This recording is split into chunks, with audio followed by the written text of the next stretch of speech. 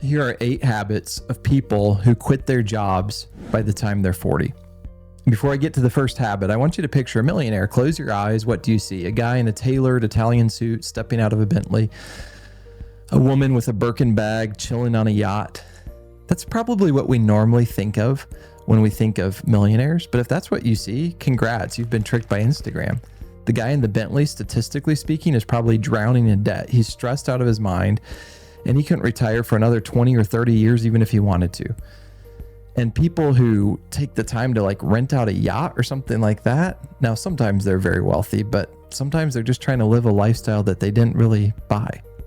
The guy driving the beat up Honda Civic may well have a couple $1 million in the bank and is planning to quit his job next Tuesday to go surfing.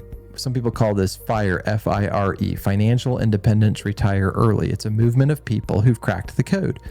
They figured out that being rich and acting wealthy are two totally different sports. The first habit is they focus on the gap, not the income. Most professionals think if I want to retire early, I need to make $1 million a year or $800,000 a year. Wrong. You could make $1 million, spend $1 million and be broke. You're running on a treadmill at speed 10. Early retirees focus on the gap. That's the space between what you earn and what you spend. If you make $80,000 a year and spend $30,000, you're richer than the guy who makes $200,000 a year and spends $195,000, or the guy who makes $4 million a year but spends all $4 million. Why? Because your gap is $50,000. That's your freedom money. Early retirees don't ask, how can I look rich? They ask, how can I widen that gap? Second habit is the raise trap, lifestyle creep.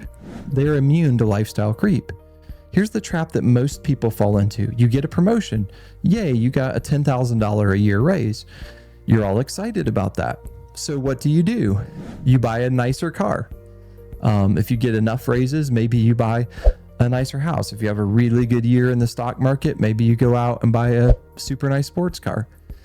And with that raise, if you're moving to a nicer apartment, eating at nicer restaurants, by the end of the year, you've wasted that entire $10,000 raise. In fact, maybe you wasted $15,000. You're running on the same hamster wheel, just a slightly more golden wheel. Early retirees do something weird. When they get a raise, they pretend like it didn't happen. They keep living exactly like they did before, and they bank 100% of the raise. They use their promotions to buy freedom, not stuff.